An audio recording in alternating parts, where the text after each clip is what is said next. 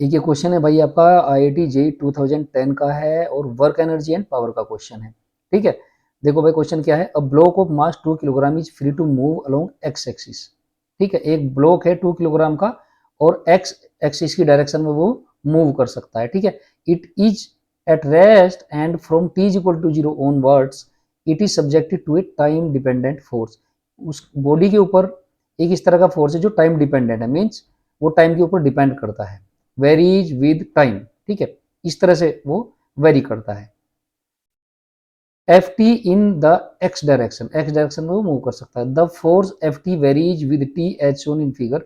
The kinetic energy of the block after 4.5 second is. आपको body की kinetic energy निकालनी है आफ्टर 4.5 सेकेंड, यानी कि यहाँ तक कि उसकी काइनेटिक एनर्जी कितनी हो जाएगी, ये आपको निकालना है। देखो भाई, जब किसी बॉडी के ऊपर कोई फोर्स लगेगा तो उसमें एक्सेलरेशन रहेगा, और एक्सेलरेशन अगर है पॉजिटिव डायरेक्शन में, अगर फोर्स लग रहा है तो उसकी वेलोसिटी को भी वो इंक्रीज करेगा। जब वेलोसिटी इंक्रीज होगी भी तो आपकी मोमेंटम बढ़ेगा, और जो मोमेंटम भी बढ़ेगा तो उसके साथ साथ काइनेटिक एनर्जी बढ़ती है, क्योंकि वेलोसिटी दोनों में ही है और दोनों ही वेलोसिटी बढ़ रही है तो दोनों ही बढ़ेंगे, मोमेंटम भी और काइनेटिक एनर्जी भी। ठीक है, तो अब आपको देखना है किस तरह से। ये ग्राफ थोड़ा सा डिफरेंट है, इससे पहले आप जो देख रहे होंगे, जो पहले क्वेश्चन थे, इससे पहले जो आपने क्वेश्चन किए हैं वो फोर्स और डिस्टेंस के ग्राफ के क्वेश्चन थे, लेकिन इस बार क्या है, एक्स एक्सिस पे आपको टाइम दिया हुआ है। तो देखो भाई क्या कर सकते हैं, अगर मैं इन दोनों की मल्टीप्लाई करूं, ठीक है, एरिया निकालता हूं अगर मैं, तो फोर्स की और टाइम की मल्टीप्लाई होगी। ठीक है भाई, फोर्स अब देखते हैं कैसे करते हैं। देखो भाई, बहुत इंपॉर्टेंट है ये क्वेश्चन और बहुत ही इंपॉर्टेंट कॉन्सेप्ट पे भी बेस्ड है। आपको पता है, और मैं इसका एरिया निकालूं यहां से यहां तक 4.5 तक एरिया निकालूं अंडर द ग्राफ, तो आपको ये एरिया हो जाएगा इस ट्रायंगल का, और इस ट्रायंगल का एरिया होगा, ये निगेटिव में होगा क्योंकि निगेटिव फोर्स लगा हुआ है। तो आपको ये पता होना चाहिए कि फोर्स इंटू टाइम वो होता है change in momentum. Force into time is equal to होता है चेंज इन मोमेंटम। ठीक है भाई, तो इसका मतलब अगर मैं एरिया निकालता हूं तो मुझे चेंज इन मोमेंटम पता चल जाएगा। ठीक है, ये तो हो गया चेंज इन मोमेंटम।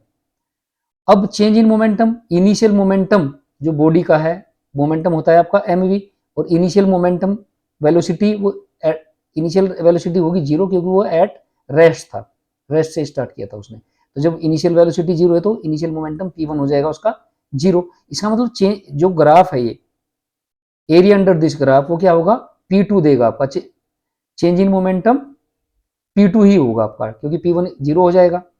ठीक है, इसका मतलब अगर मैं एरिया निकाल दूं, ये टोटल एरिया निकाल दूं, तो वो आपका P2 देगा। ठीक है, P2 का मतलब फाइनल मोमेंटम कितना होगा।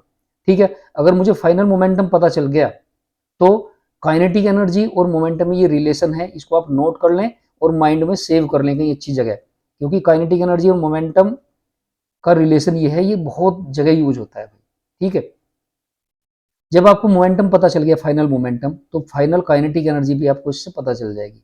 ठीक है, ये कहां से आया है, आपको पता है के इज इक्वल टू होता है हाफ एम वी स्क्वायर। ठीक है, ऊपर नीचे आप एम से मल्टीप्लाई कर देंगे तो m square v square upon m हो जाएगा, और एम वी की जगह आप रख देंगे मोमेंटम पी रख देंगे, तो ये रिलेशन आ जाएगा K is equal to p square upon 2m। ये मेरे लेक्चर में भी इसका डेरिवेशन है, आप देख सकते हैं वहां पे। तो जब काइनेटिक एनर्जी पता चल जाएगी वही आपको निकालनी है।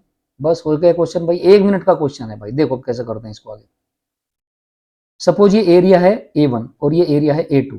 एरिया A1 कैसे निकलेगा भाई, ये राइट एंगल ट्राइंगल है, A1 निकल जाएगा 1/2 into base into height. Base कितना है भाई, यहाँ से यहाँ तक कितना है, ये 3 है, 3 सेकेंड है तो 3 हो गया, और हाइट कितनी होगी भाई 4, यहाँ से यहाँ तक 4, तो 3 इंटू 4 इक्वल टू हो जाएगा आपका 6। 1/2 इंटू 3 इंटू 4 हो गया कितना, 6 हो गया। तो A1 एरिया ही निकला है। अब आपको निकालना है A2 एरिया। A2 कितना हो जाएगा, वो भी एक राइट एंगल ट्राइंगल है भाई। A2 1/2 इंटू 1.5, 3 सेकंड से 4 सेकंड तक कितना हो जाएगा 1.5, तो 1.5 हो गया। मल्टीप्लाई बाई दिस, ये माइनस में है भाई, इस बार फोर्स जो लग रहा है -4 का मतलब है आपका ऑपोजिट डायरेक्शन में फोर्स लग रहा है, तो ये -2 हो गया। तो ये आ गया आपका माइनस का 1.5। ठीक है, अब टोटल एरिया कितना हो जाएगा भाई A1 प्लस A2, यानी कि 6 माइनस 1.5 इज इक्वल टू 4.5 हो गया भाई। और यही क्या है आपको बताया था मैंने, ये P2 है। जो एरिया है वो रहेगा आपका फाइनल मोमेंटम P2 रहेगा। अब आपको पता है कि काइनेटिक मुझे निकालनी, kinetic energy, final kinetic energy, तो फाइनल काइनेटिक एनर्जी अगर मुझे फाइनल मोमेंटम पता है तो उससे निकल जाएगी। तो उसका रिलेशन आपको बताया था अभी, K is equal to p square upon 2m। तो ये हो गया भाई आपका, तो पी P की जगह P2 की वैल्यू रख देंगे तो आपका फाइनल काइनेटिक एनर्जी आएगी और जो आपको निकालनी है भाई। देखो भाई KE2 फाइनल काइनेटिक एनर्जी आपकी रहेगी P2 स्क्वायर अपॉन 2m और 4.5 multiply by 4.5 upon 2 into mass कितना था भाई 2 किलोग्राम, तो 2 रख दिया। आपका कैलकुलेशन करेंगे तो आ जाएगा 5.06। ठीक है, तो ये इंपॉर्टेंट रिलेशन, इसको एक आप ध्यान रखेंगे। अब आगे बढ़ते हैं थोड़ा। तो आपका आंसर जो रहेगा क्वेश्चन का वो हो गया भाई आपका 5.06, सी आंसर इसका आपका करेक्ट है। अब इस क्वेश्चन की जो इंपॉर्टेंट कॉन्सेप्ट हमने यूज करी है वो थोड़ा एक बार रिवाइज कर लीजिए। एक तो है कि the rate of change of in momentum is the force applied on a body, यही चीज है। इसको आप ऐसे बोल सकते हैं कि चेंज इन, अगर किसी बॉडी पे कोई फोर्स लगाए कुछ डेल्टा टी टाइम के लिए तो उन दोनों का मल्टीप्लीकेशन आपका चेंज इन मोमेंटम होगा, डेल्टा पी होगा। इसको मैं ऐसे भी कर सकता हूं, अगर delta p divided by delta t, इसको इधर ले जाऊं तो rate of change of momentum वो आ जाएगा एफ के इक्वल, यानी कि rate of change in momentum is the force applied on a body. आपको पता भी है rate of change in momentum is equal to the force applied on a body. तो ये P2 माइनस P1 हो गया भाई, डेल्टा P कितना हो जाएगा P2 माइनस P1। एक तो ये आपका इंपॉर्टेंट कॉन्सेप्ट इसमें लगी हुई है।